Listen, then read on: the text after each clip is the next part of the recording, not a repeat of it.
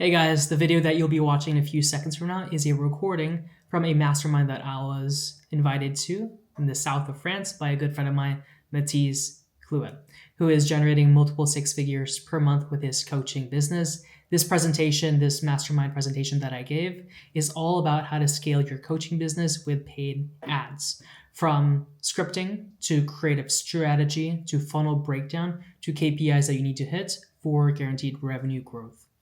Who am I? My name is Giann Bernard Espino. I've worked with titans of this space, such as Kybax, who's on track for $2 million per month, worked closely with Giann Bernard, scaling his D2C brands, but also generating leads and book calls for his agency. He's around multiple six figures per month with affluent.co, and also worked very closely with Sander Stage, who's at multiple six figures per month. Sander is a very, very good friend of mine. He actually flew me out to LA to Milan to record all the high advanced Facebook ad scaling strategies for his program. Anyways, guys, enjoy this video and talk soon. Bye. So this presentation is going to be master scaling with Facebook ads and funnels. We'll go to the nitty-gritties of everything you need to know from step 1 all the way up to step 100 for launching your ads and also scaling any offer for any industry. We have a lot of case studies, we have a lot of examples, so it's something you can get inspiration from. Feel free to stop me at any time to ask me any questions. Doesn't matter how dumb you think it is, I'll always be here to help. All right guys, let's get started. So the agenda today, we're gonna cover intro, we're gonna cover creative strategy, we're gonna cover scaling roadmap, and updated 2024 top landing pages, ideally funnels. And lastly, we're going to talk about philosophy for scale. Everything you need to understand in 2024, updated to this exact day, this exact month of what's working and what to look out for. All right, intro. So who the hell am I? We're going to cover that. And who is this for? So who am I? I've worked with a lot of people in this space, from Sander Stage. He was the founder and also the person who made IPGA very popular, a competitor of Iman Gadzhi back then. I helped him create his higher ticket course. I was the one who filmed all of the higher tier modules for his high ticket course, which is called SMA Academy a few years back. With my modules, I broke down accounts spending $300,000 to $600,000 per month in technicalities, which enabled him to grow his course to $250,000 per month. Also worked with Giann Bernard. So he is the founder of affluent.co. Now he does a lot of coaching and consulting. He's based in the UK. For Giann, he's very big on YouTube as well, similar as Sander Stage. So I'm the person people hire if they want to scale. If they're already doing numbers, multiple six figures or 6 figures per month, I'm the person that they usually contact. For Giann, I've worked on all of his large spend accounts for e-commerce, but I also had the opportunity to work with him to grow his agency, bringing in book calls and just honing down on the acquisition process for Giann. And lastly, and more recently, had the opportunity to partner up with Kybax. Kybax is around $600,000 per month when it comes to scaling acquisitions. He is very well known in the space for making VSLs and DSLs very popular, video sales letter, and also honing down on the offer that you guys have probably seen hundreds of times on Facebook and Instagram, which we'll do a deep dive later in the slides. Anyways, that is who I am. Some other career wins is I've worked with Amazon.com, had the privilege and was lucky enough to work with Amazon.com. Amazon is a multi-billion-dollar company. You guys probably use Amazon frequently, but Amazon is broken down into multiple ad accounts, multiple platforms. I only worked on one sliver of Amazon.com, which enabled me to spend $17 million on Amazon for their iCloud photo storage. And lastly, in terms of total spend, I've had the opportunity and luxury to spend $82 million on Facebook ads, a breakdown from 2018 to 2019 as well, starting from there. Also have experience for Google, TikTok, SEO, and Snapchat, Criteo, and all that jazz, but primarily Facebook. So that's who I am.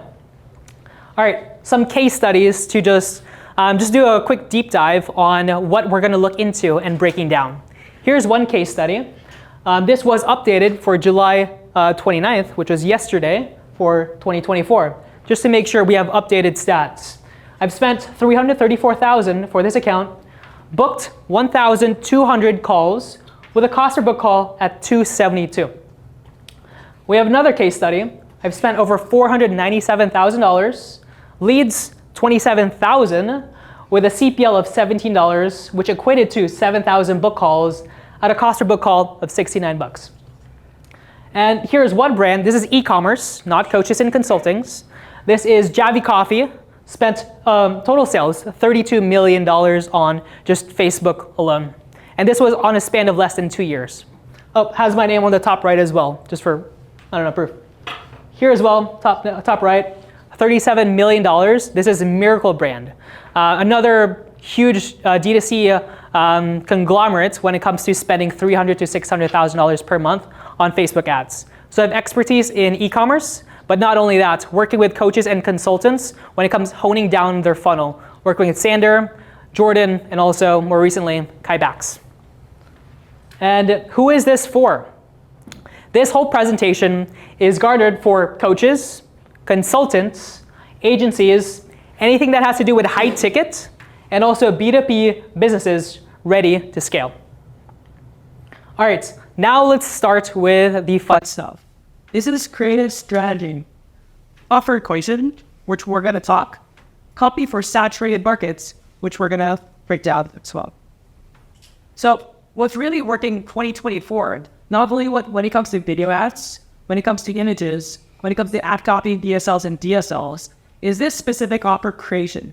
This is the equation that brought the case studies that I showed you earlier when it comes to updated for yesterday's stats. Spending $300,000, $400,000 for leads, book calls, just funnels as a whole. The equation goes market call out, pain point, solution introduction, social proof, case studies, unique selling proposition, USP, so how you differentiate from other people. Guarantee, urgency, and call to action. A little side note, for guarantee, nowadays you don't really have to guarantee anything, especially in a saturated market. You really want to focus on the rest of the components if you want it to work. But it's always best to split test with or without the guarantee. Here's an example. This is a very, very brief, rough example that I wouldn't typically run. But this is fairly evergreen. So I just brought it up here as well. Market call out, coaches and consultants. Pain points, struggling to fill your calendar. Solution, we've created a new method that generates 100 plus qualified appointments every month. Social proof, include a minimum of 3 case studies in this one. Bringing where that client or that case study that you brought in, where they were originally, to where they are now, and also the time frame. So I brought John, who was at 10K per month, and scaled him up to 75K per month in 6 months. And you do that 3 times. Next is USP, or AI sales agents. So this is a unique mechanism. It's basically what you call your deliverables. Everybody here probably has a business or an agency in regards to the deliverables, either through email, lead generation, or Facebook ads, Google ads. You just create a name for it to make it sound sexy and completely brand new. And this is also part of my presentation.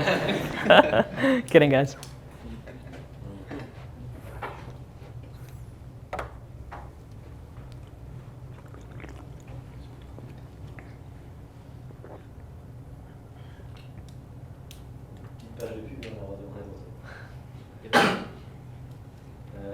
C'est pas l'ordi qui s'est mis en veille à toi, ça? Ah, si. Pertinent. Côté développeur. Putain. Merci. Thank you. And next is going to be for guarantee. We left off on the USP, basically your unique mechanism. Next is your guarantee. 100 book calls in 30 days or your money back. Like I said, nowadays for 2024, you don't have to put a guarantee, but it's definitely going to help. especially for brand new markets. For saturated markets, definitely best to try to stray away from guarantees, but always just split test it at your own pace. Next is urgency. This offer won't last forever. What really works is having on your ads a specific end date, December 31st, or a specific date in the month, and making sure your ad ends there. We've seen higher conversions and way lower cost for book calls by just implementing this change of ad copy and also headlines.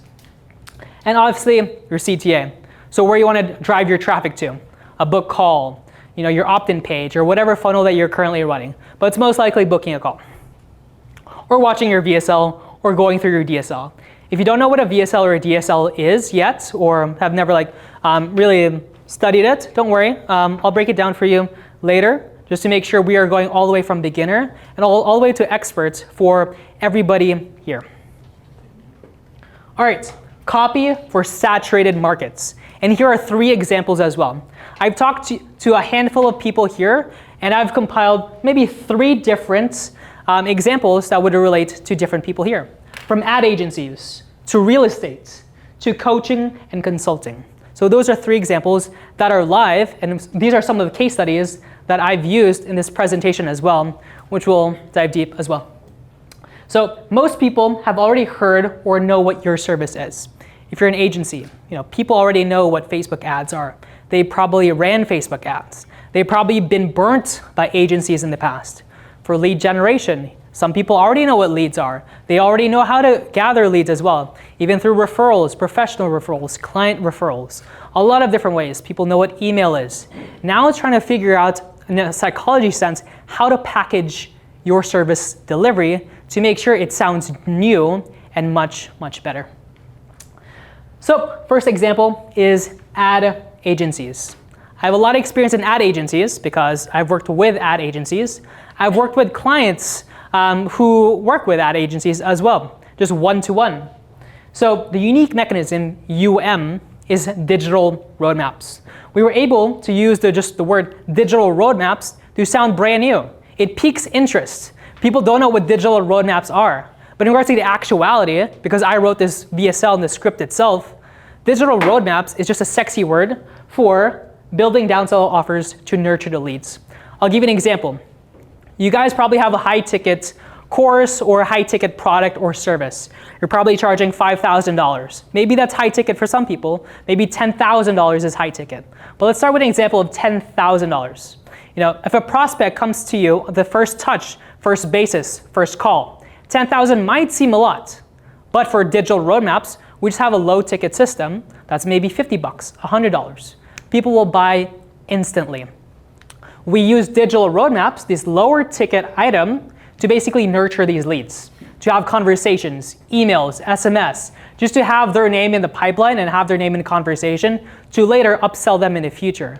So we just use this simple strategy of downsells, which everybody here already does, and we just generated around a 4x return by just changing the script. Another example, let me show you the case study for that one. Here, spent $115,000, book calls 1,045. Date, July 29th, which was yesterday, 2024. Breakdown, right next to it, it's my name, Giann. Cost per book call, $110. Anything between $100 to $250 book call is pretty good. The higher your product price is, the higher your cost per book call is, but usually the quality is much higher as well. So when it comes to the cost per book call, don't fret. It really depends on what your offer is, what your industry is as well. All right, let's go back. Number 2, real estate. Some people, yes? Can I just ask how you're tracking the cost per calls, cost per book calls? Are you using Hyros or?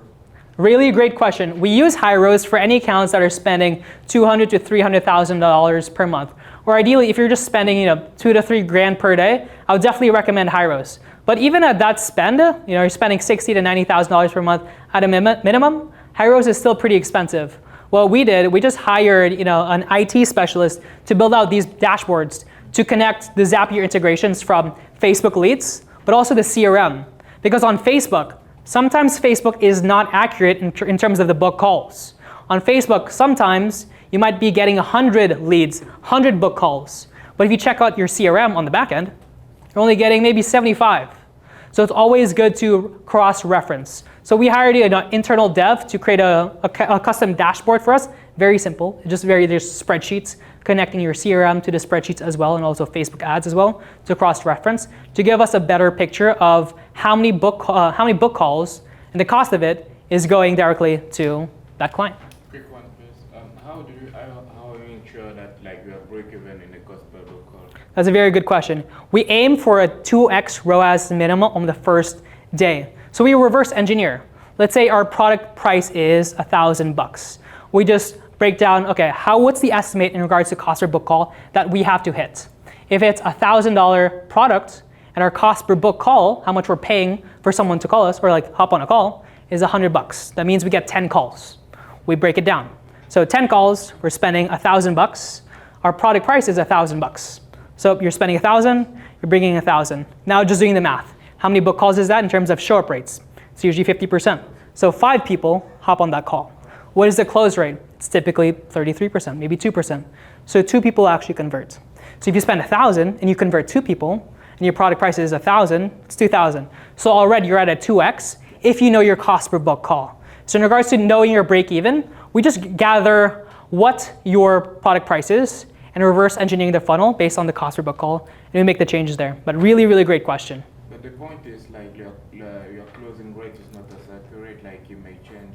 100%. So not only that we rely on ads for scale, but you also focus on the close rates. You focus up on the show-up rate as well, which we're going to dive deep as well, because it's not only the ads. It's what happens after the ads.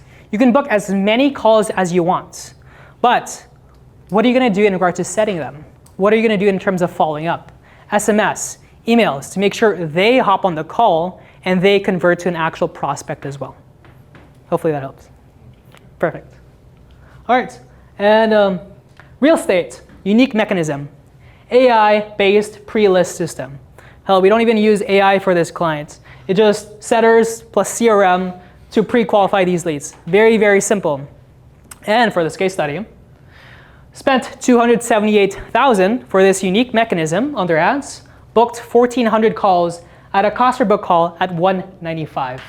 July 29th, my name on the left as well. But yeah. And last one is coaching and consulting.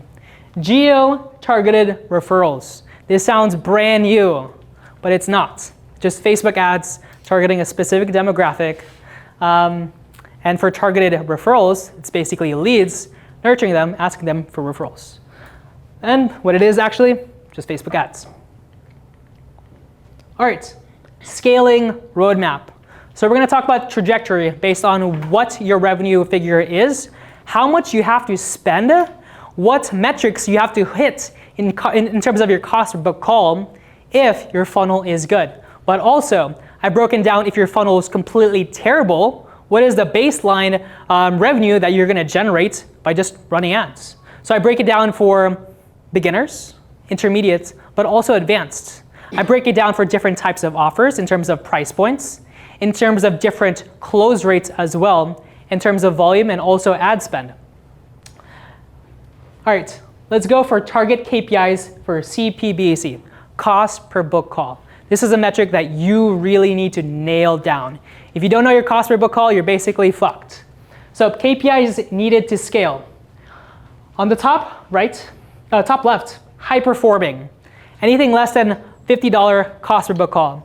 A less than $50 cost per book call most likely means you're very, very new to the market and people are dying to hop on a call with you and get your service offering, which is very rare, or your price point is very, very cheap. A $50 cost per book call is very, very hard to do when it comes to high ticket sales. But I've included here as an example for those outliers. So that is high performing. Next, we have excellent at $100 cost per book call. This is usually your goal. If you're at $100 cost per book call, your profit margins are through the roof. But we break it down for great, $150 cost per book call. Average, $200 cost per book call. This is usually what you'll see on most of your accounts. Low average, $300 cost per book call.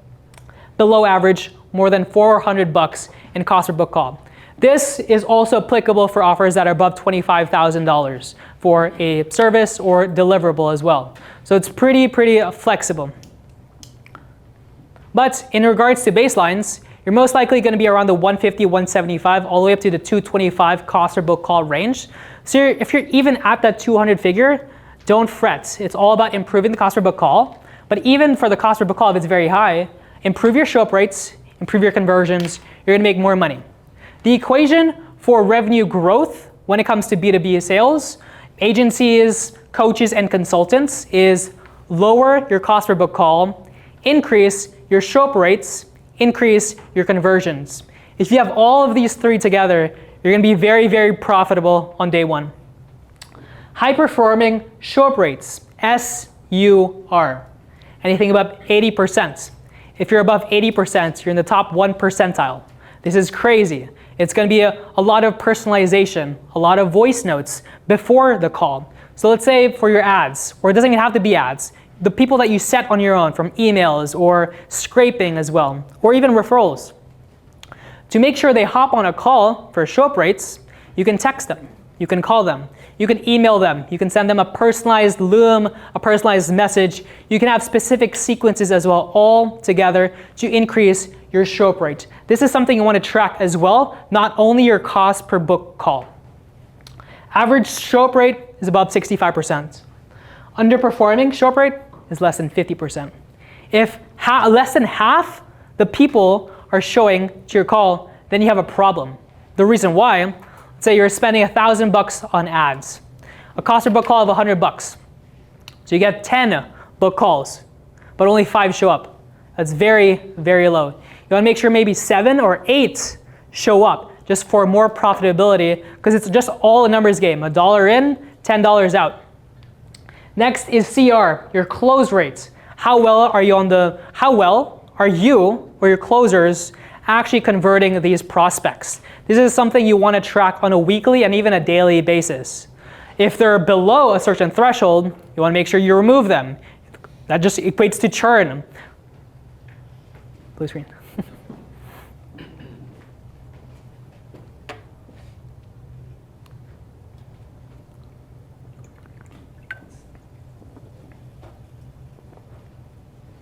Perfect. All right, high performing close rate, above 60%. You're basically fucking crushing it if your high ticket is above $5,000 and you're closing more than 60% of your prospects. Average conversion rate or close rate is 33%. That's baseline. Anywhere between 25 to 33%, pretty average. Underperforming close rate is less than 50%. That's very low. There's a lot of touch points here. Your cost per book call. You got 10 calls, right? Half of them show up, 5 of them, right? 10, 50% of that, it's 5. 15% of 5, that's a much lower figure. You're basically wasting a lot of money when you're running ads if you don't improve your show-up rate, if you don't improve your close rate as well. So that's something you want to track not only on the ads side. For ads, that's only half the battle. Now it's building the infrastructure to make sure these 2 metrics are up to par. Okay, revenue growth trajectories for people who are less than 35K per month. These are examples. These are baselines. This covers the recommended spend, just $2,000 a month in ad spend. What's your average coaching program? Around 4.5. Some people are less, around 2, 3. Some people are like 1.2, 1.5. Adjust this sheet to what your product price is. And the average close rate, 33%. We're not at above 50%. We're not less than 15%. We're just in the average. On the y-axis, you have your revenue amount, how much you're making. On the x-axis is the number of book calls. As you can see on the first one, the very small one, that's an example of a $400 cost per book call if you're spending $2,000. So 400 divided by, 2,000 divided by 400. That's 5 calls. What's 33% of 5? Rounded down. That's 1 conversion. 1 times your product price, 4.5. You're bringing in 4.5 thousand bucks with $2,000 in spend. So you're already profitable, even if your ads and funnels are complete dog shit. That's a lot of spend. That's a lot of cost per book call. That's very, very expensive. You typically don't see a $400 cost per book call, especially with a coaching program that's fairly low. But that's the bare minimum. You're already profiting with something that's very inefficient. And when you do improve the efficiency of your funnels, of your show-up rates, of your close rates, that will just go up and to the right. The average, you want to look at the green number. It's a 150 cost per book call. That's a fairly average cost per book call. Not too expensive, not 400 bucks, not $50, 150. With 150, you get 13 calls from 2,000 bucks in spend. 33% of 13, rounded down, you get 4. 4. Need to touch your computer. Monitor. Your computer.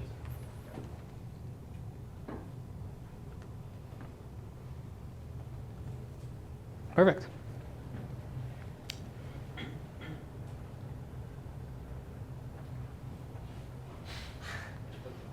Yes. Oh, perfect. Okay, let's go back to the 150 cost per book call. So you're spending 150 bucks to set a meeting. That's pretty average. That's pretty good. So if you're spending $2,000, 2,000 euros, 2,000 pounds, you're getting 13 book calls, which is that's a decent amount of book calls. 33% of those 13 is 4. 4 times 4.5 is 18 grand. That's pretty good. You're spending 2,000 bucks, not a lot of money, and you're bringing in 18 grand. Net, 16, depending on your COGS as well. Best case is less than $50 cost per book call. As I mentioned, this is an outlier. This is very, very hard to do, no matter how seasoned, no matter how well your funnel is, no matter how good your Facebook ads is. But the outliers are definitely there, and I have seen them, and it's definitely possible. So this is the best case scenario. You're spending $2,000 at a $50 cost per book call, which means you get 40 calls from $2,000. That's insane. 40, what's 33% of 40? That is 13 deals converted. 13 times 4.5, you get 54,000 bucks. Net, that's 52 grand. You're spending 2,000 to get 54 back just on the first month alone, which is absolutely nuts. Here's an example of a revenue growth at 100K. So now we're bumping up the spend, and this is an average of what I've seen for accounts that are around this threshold and are only spending 7.5K a month on ads. Not a lot, especially If you're making more than like 100K a month and you're bringing this figure every single month only with ads, not even for organics as well. Recommended spend, $7.5 thousand. Coaching program, let's keep it very simple, 4.5K as an example. And your close rate at this spend, it doesn't really drop, 33%. So let's have the example again. A $400 cost per book call on the bottom left. With 7.5K in spent, you get 18 calls, which is great. What's 33% of those 18 converted? That's 5. 5 times 4.5, you got 22.5 grand. That's a $400 cost per book call. That's fucking expensive.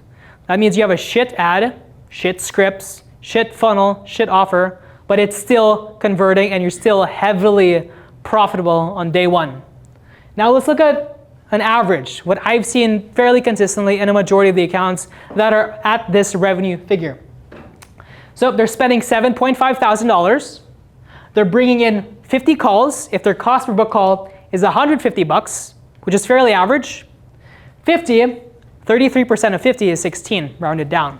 So 16 conversions times 7.5K, which is your program price, you get 72 grand. It's almost a 10x ROAS.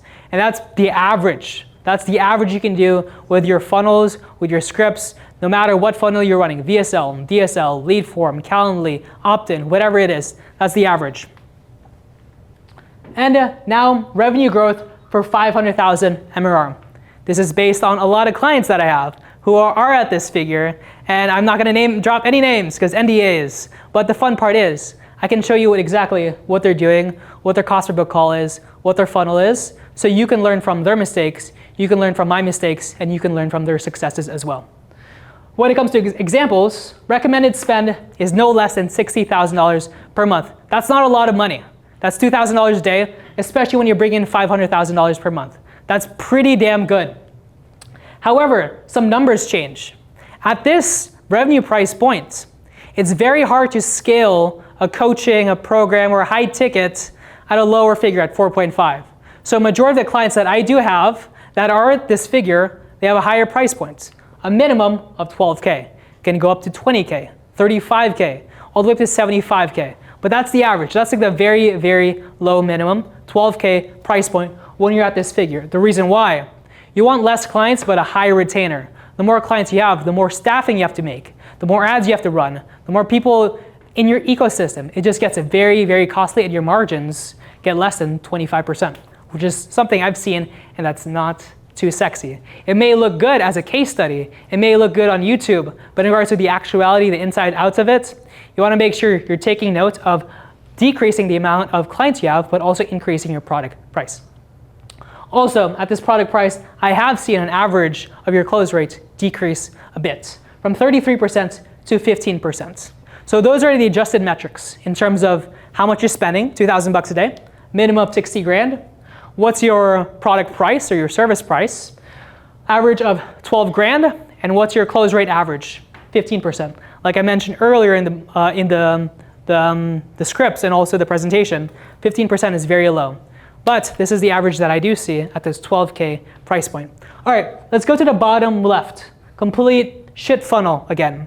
No, like basically no offering. You're basically just running a completely random ad. This is the cost per book call that you're gonna get, 400 bucks. Very, very expensive. If you're spending $600,000 per month and your cost per book call is 400 bucks, you get 150 calls. That's quite a bit. 15% converts to that at 49 clients. At that 12K price point, you would bring in 264,000, which is a lot, quite a bit, with a completely shit funnel. However, I've never worked on an account that has more than a $400 cost per book call, no matter how bad the funnel is. It's usually around the 200 to 150 range. This is where you want to pay attention to. You're bringing in 60K, you're spending 60K, you're bringing in $540,000 on a 200 cost per book call, or if your book call is 150, you're bringing $720,000. On the far right, that's outliers. That barely happens. No matter how good you are, no matter if you're Cole Gordon, Kai Bax, you typically don't see a $50 cost per book call with that spend. The average is around 200 to 150. But that's how much you're expected to make if you're spending 60K on Facebook ads with a decent funnel, decent cost per book call around 200 or 150. You spend 60K, you bring around 540 or $720,000 in revenue. And that's the growth trajectory for 35, 100K per month, and also $500,000 per month. All right, before I go to top landing pages, does anybody here have any specific questions on the previous slides that I can help them with? The last graph is based on 100% show-up rate. This is based on, yes, 100% show-up rates. When I calculate on a 50% show-up rate, it would make the math very, very complex. Okay. Yeah. All right, top landing pages 2024. You've probably heard a lot of gurus out in this space, preach a VSL is working very well, a DSL is working very well, DM ads are working very well. Well, I'll break you the truth. That is a myth, because I see all the numbers. I see the data. I work with these gurus, these influencers, these big coaches and consultants.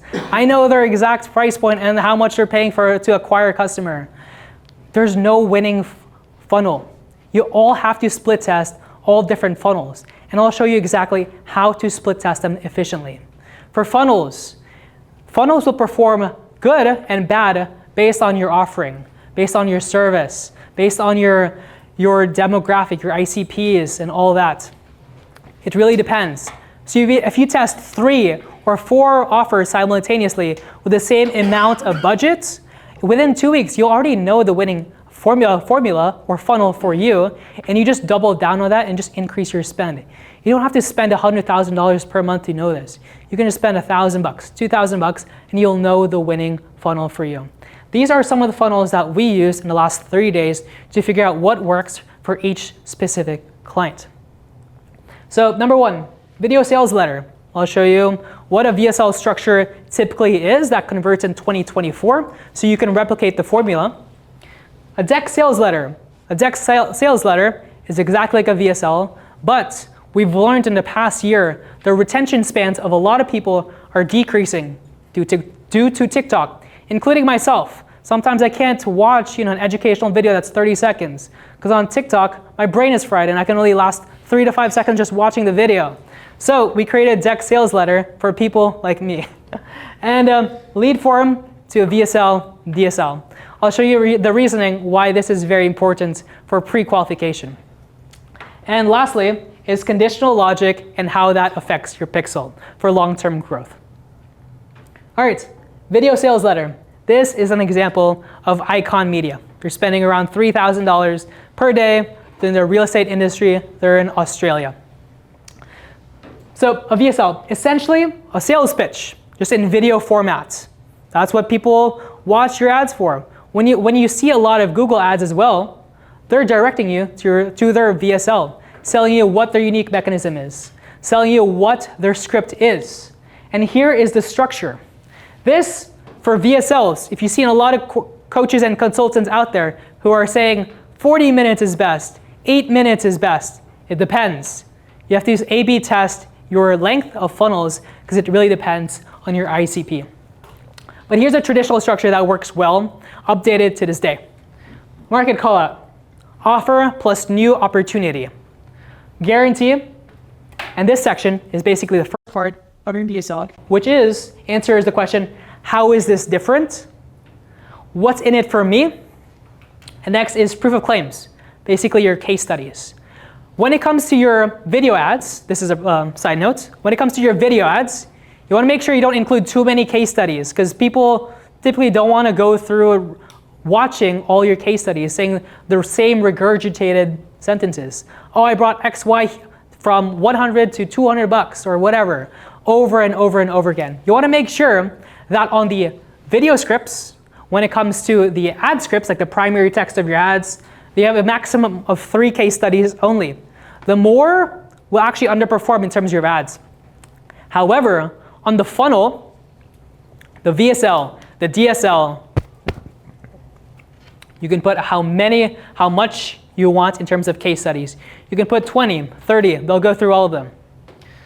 Next is the first call to action. And after that is the unique mechanism. The unique mechanism covers 50% of your script. This is just copywriting. If you're running Facebook ads, you can just use digital roadmaps as unique mechanism, and you explain exactly why that's different from everything else they've tried, but in actuality, it's the same thing. It's just wrapped in a different paper. Next is more proof claim case studies. And lastly, it's the last CTA. Sorry, what do you mean by 50% of the copy? When it comes to a VSL script, typically you have it in your doc. Yeah. You break it down by these structures. In regards to 50% of it, you want to make sure the unique mechanism is pretty lengthy and very, very descriptive. So that's why it's usually 50%. However, this is something you have to note, guys. When it comes to saturated markets, unique mechanisms typically don't work too well. So where you want to focus your script on when it comes to the VSL is less of the unique mechanism. You want to focus it more on the questions to answer, which is the first part of your VSL. It is, how is this different? And what's in it for me?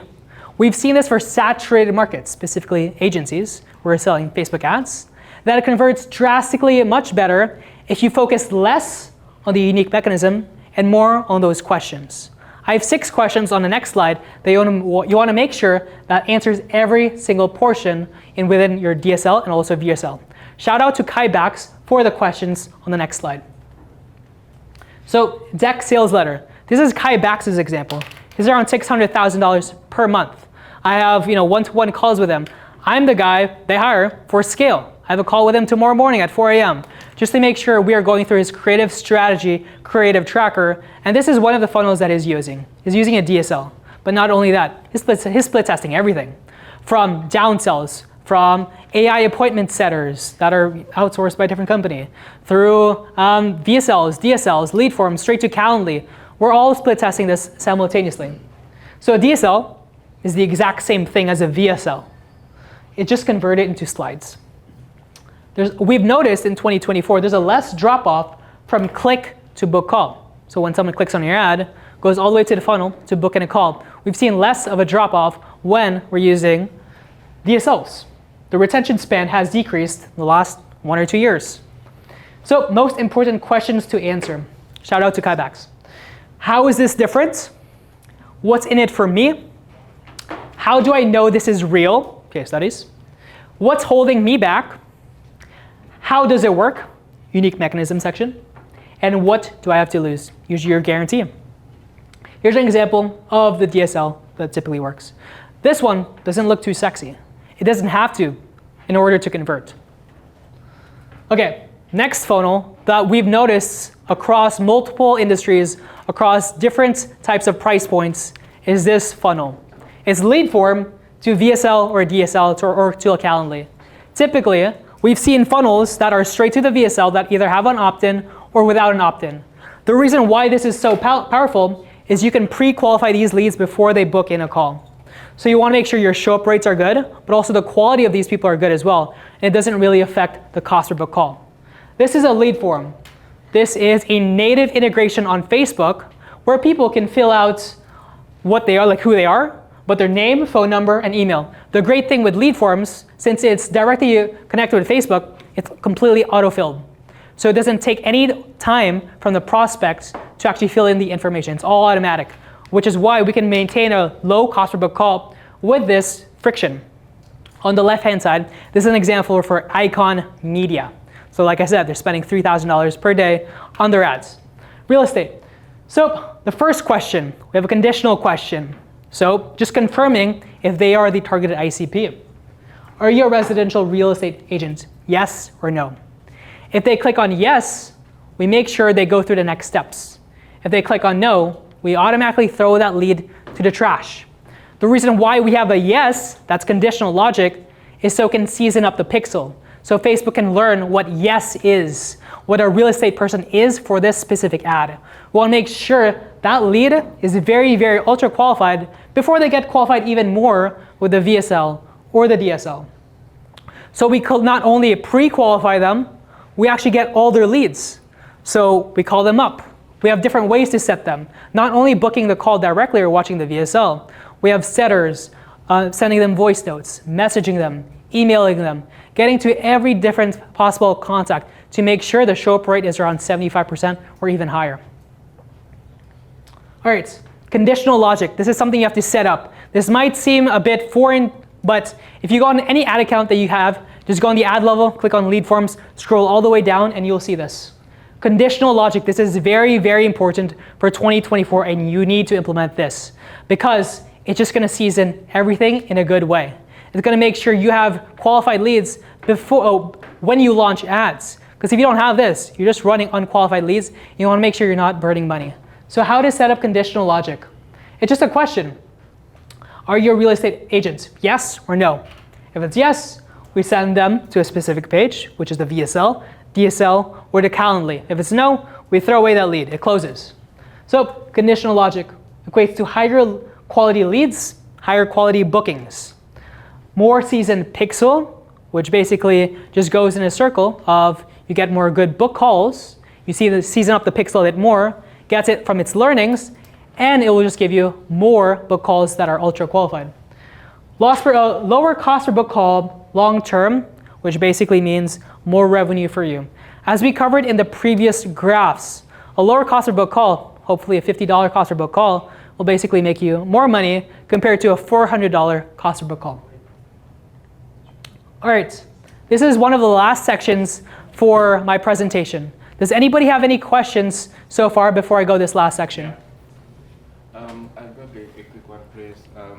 Regarding the condition question, I was wondering if you may elaborate on you may not only have like yes or no, you may have a third point if the client is not yet ready or the lead is not yet ready, that you will set him like in the next time. That's a very good question. Not only that we have yes or no, we have multiple choice. So if you have a specific ICP, are you a coach? Are you a consultant? Are you a lead gen? Are you an e-commerce company? We can have it a multiple choice. So if they're an e-commerce company, we can throw them all the way out.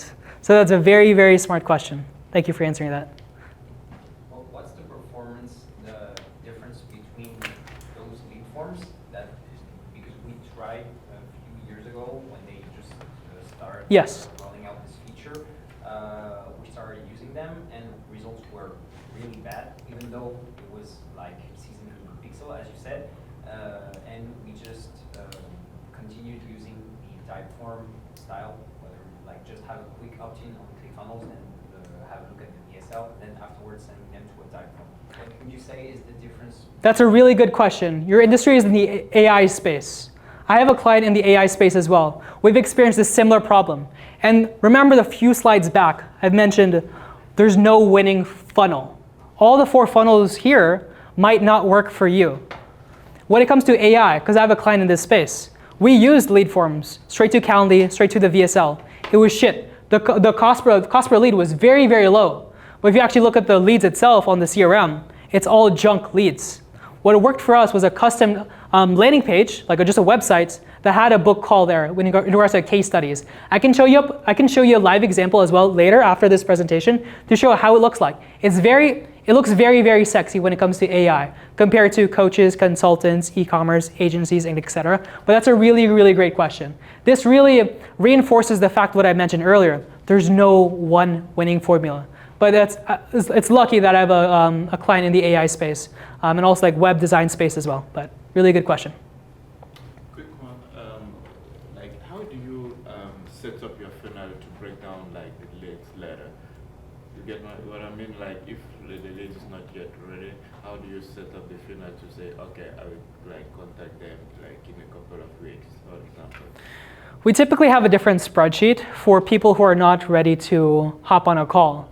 But we have setters that are messaging them every single day or even calling them as well, just setting up a follow-up call. But typically we don't like this pixel season for those types of people. But really good question. Yes, did you often squeeze opt-in page? We've tried it back in 2022, 2023. Doesn't really perform well. Yep. Just one question. You were talking earlier about the offer creation, and especially the urgency aspect. Yes. Would you say that fake timers are still relevant, or when you're saying like you need to sign up to this conference before like? That's a really great. In regard to timers, can you expand on that one? Because I think I know where you are. Like the fake. The fake Yeah. timers Really great question. They just reset when you. Yeah, really, really great question. If you check out a really big page, it's called founder.com, Nick Shackelford and all those big guys. On Founder, when you go on their page, on their product pages, it has those fake timers. We've tried it a lot, especially for e-commerce brands, agencies, and stuff like that. It performs complete shit. Do not. I've spent a lot of money, a lot of mistakes on those countdown timers. I thought it's gonna do well. I even expanded on that as well. So not only on the websites, the landing page, but also on the ads. But less on the fake timers. If you have a countdown that's actually genuine, not something you're repeating every single month, let's say repeating every quarter, every 6 months, it's going to convert much, much higher than that faked countdown. Really good question. All right. Giann, what are the tools that you use now For the funnel building from A to Z? it's honestly ClickFunnels, nothing too sexy. ClickFunnels, GHL, very, very bare bones, nothing too fancy. All right. Yes, just Yes. last question. Did you already test ebook? Ebook. Ebook from Vince Reed. Ebook. No. Is that for email? No, the principle is to squeeze the opt-in page and Mhm. have the opt-in directly in the VSL, and the prospect look 2-3 minutes, and after it appears the opt-in. We've tried an opt-in page to a VSL, so they have to actually opt in to watch the VSL, or they just receive the VSL on the email itself or the SMS, but that's about it. Sounds good. All right, last section, guys. philosophy for scale. My favorite part, creative testing, what I'm working with Kai Bax on even for tomorrow, I have a call with him, is creative testing framework for scale. So how to go from $600,000 per month all the way up to $2 million per month, or their initial goal is $1 million per month. And that is through creative testing in regards to reporting and dashboard. If it's not tracked, you're probably losing money. So you want to make sure you're tracking every single action that's happening. You want to track your cost per book calls first. You want to track up your CPLs. You want to track your close rates. You want to track your show up rates. If you're not tracking this on a weekly basis, you're basically losing a lot of money. Kai Bax is making a lot of money, but not a lot of it is really tracked on the back end. And that's where I come in regards to helping him. Next is one winning funnel is a myth, which I've reinforced over and over again. And lastly, it's systems post-book. All right, creative testing framework. This might look like alien language, but this is necessary when you're running 20 creatives a week, 30 creatives a week, especially for scale. If you are spending $10,000 per day on your ads, you need to implement this or you're basically fucked. The reason why, for those accounts that are spending $10,000 a day, they have a whole creative team. You want to make that creative team, from the editors to the creative strategists, they typically don't have access to the Facebook ad library. They don't know what the current CPL is for today is, or what yesterday was, or how much revenue was brought in, or your cost per book call. These alien languages or naming conventions, it's what's needed for scale. This is how I enabled Amazon to scale, Jordan Platine to scale. When it comes to Miracle Brand Javi Coffee spending $600,000 per month, if you're spending that much money, you need to implement this in order to just scale your ad account. You need to know exactly what variable in your funnel is working and what is not working. And with these naming conventions, it really helps. To break it down, look at the middle section under creatives. For any images, like static images that you produce for your team, just label it IMG. IMG1, IMG2, IMG3. So if you see on your ad account that image 5 is working, relay that with a creative team. They'll have a spreadsheet of all these trackers. I have a custom tracker sheet that I can share with you after this call, so you can build it out yourself as well. It's very, very bare bones and simple, but this organization really helps for scalability. Next thing, when it comes to ads for coaches and consultants, typically 80% of the budget is through video. So video is VV. Everything else, pretty self-explanatory. Carousel, C. GIFs, GIF. Examples down below, IMG1, VV2, VV3, C8, GIF35. On the right-hand side is a naming convention for ad copy. Ad copy, shortened ADC. Landing pages, my favorites, or funnels, LP. So, example, ad copy 1, ad copy 5. For landing pages, LP1 could be VSL. LP2 could be DSL. LP3 could be straight to the calendar booking. LP4 could be opt-in to VSL or DSL, and so forth and so forth. You want to make sure you're tracking each single one of these just to make sure you know exactly what video is working, what hook is working, or ad copy, and also what funnel is working. All right, so all of you guys have heard bigger is probably better, but in this case, broader is better. This is updated to today, 2024. You want to make sure you're keeping this in mind. When you're running ads, a lot of mistakes that I see when it comes to coaches, consultants, when it comes to course creators as well, because I've worked with these people. Kai Bax, Sander Sage, Jordan Platine, everybody who's doing Facebook ads on YouTube or have their own course on Facebook ads. I've diagnosed all their ad accounts, 2024. Broader is better. If you notice in some accounts or some YouTube videos, you will see that the age is segmented. 25 to 35, age male, age only female, demographics, they only speak English, they only speak a different language. You want to make sure you open all of these up, The reason why post iOS 14, as you guys know for Facebook, it removed more than 97% of the data. Everything's hashed. Facebook doesn't know who's who. The bigger the audience is, the better your performance is. I'll give you an example. When it comes to different targeted geos, Australia, Europe, or France or UK or US, the best audience, if you split test all the countries together, is US. The reason why, it's such a big damn geographic. It's really not how much people make there. It's just 330 million people compared to maybe 20 million, 50 million. Of course, the cost per book call is much, much lower. And I've split tested this as well for the same exact ads, same exact offerings, same exact funnels. The broader the audience is, the lower the cost per book call is, and I can reflect that on the calendars of these setters.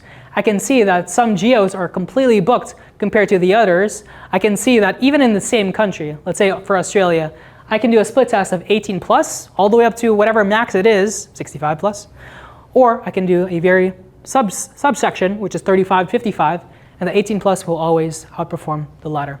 This is across different industries, no matter if it's for leads, book calls, conversions. This is the principles for 2024.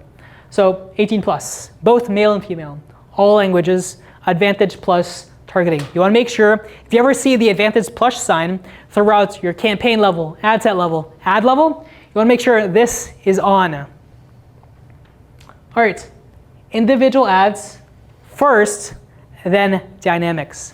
Quick one. Yes. When you go broader, how do you like narrow the pre-qualification? Because I think you may have like completely from people who are not like linked to the funnel. They just send your VSL or DSL and they just opt in. So how do you try and narrow? It's the lead form. Okay. Yeah, just a complete lead form to just pre-qualify everything, and that's how it helps. Yeah.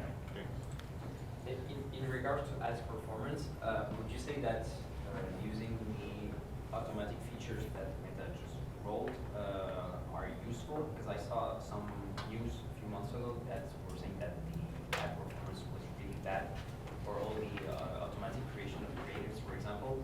So what would you say about that? If it's for Advantage Plus enhancements, which is different than the Advantage Plus shopping campaign, I usually have them off because they're really, really bad. For Advantage Plus enhancements, it adds sound voiceovers, text overlays, which is really off-brand, and it's typically not as good. But in regards to the campaign structure, like an Advantage Plus shopping campaign, if you can enable it on your account, definitely use it, definitely split test this. For more than 90% of my accounts, Advantage Plus outperforms the latter, top of funnel ABO, CBOs as well. This is a really, really solid structure that I've seen outperform the latter. But I don't think it's really available for lead gen or book calls. I've tried it quite a bit. The best we can do is just like a CBO for the Advantage Plus. But on the ad set level for targeting, always select Advantage Plus. Someone have a question here? Yes. What do you think about the optimization of the creatives that Facebook want you to like scale your image or put the better content when you put your creative? The Facebook asks you if you want to apply their optimization. Oh, that's exactly what I was talking about. Do not. Yeah. Complete shit. Okay. Really, really bad. Yeah. Oh, horrible. They want you to put music. You know, fuck no, definitely not. Yeah, make sure. But I don't know. They Yeah. say that you may have a 3% Yeah. plus. Okay. All right, I'd like to preface. That's the only Advantage Plus shopping thing that you want to make sure you're opting out for. But sometimes it automatically applies it for you, so be careful. All right, individual ads first, then dynamics. What I mean by this, when it comes to testing, especially a lot of creatives, some people can get lazy when it comes to their advertising, where they just put 10 videos inside, 5 pieces of ad copy inside, and just let it rip. But in dynamics, it basically acts as a CBO. Once it finds an ad that works well, 90% of the budget is going to go to that ad, and it's not going to test everything else. The reason how we know this is we just break down the ad in regards to the breakdown structure on Facebook ads, and we can see how much money is being spent on the other ads. So first, test a single video, single ad copy, single landing page first, and then after you find winners, let's say you test 10 new videos. You test them all differently in all 10 different ads, and maybe 4 of them only converts. Get those 4 BPAs, what I call best performing ads, and put them in a dynamic. This will help in longevity. So single, find the BPAs, then put them in dynamics for longevity. Okay, one variable change at a time. I'm gonna just keep reinforcing this one. When launching new tests, either if you're testing videos, different hooks, different offers, different landing pages, different ad copies, and etc., you always want to test one variable at a time. Example, if you want to test landing pages, you want to use the best performing creative, best performing ad copy, best performing headline, best performing offer, and using all of these combined with an A/B test of the landing page. The reason why, you want to make sure you're not overwhelming Facebook or getting confused on what's the winning variable. If one slight thing is changing, you want to make sure you're accurately picking that out just to make sure your A/B test is very, very accurate. So, I want to mention again, one variable at a time. All right, one winning funnel is a myth. Like I mentioned around 3 times already, different funnels work for different offers, different industries, different price points, different geographics. Be data-driven and mythological, and don't stick to one. Always test. If you see a guru out there on YouTube preaching this is the best funnel, that's complete bullshit. Because on the back end, what I see that they're testing 4, 6 different funnels simultaneously, making sure they're prioritizing the best one in regards to their A/B tests. Because in regards to funnels, each one will be performing differently in each different 2 weeks every month. You have to make sure you're ahead of the curve testing different ones altogether. When you do that initial test of different offers or different landing pages, you want to make sure it's a complete, perfect test of the same exact budget. If you're spending 4 different offers or 4 different landing pages, you want to be spending the same amount of money. But after week 1, after week 2, you'll find the winning offer. You'll find the winning funnel.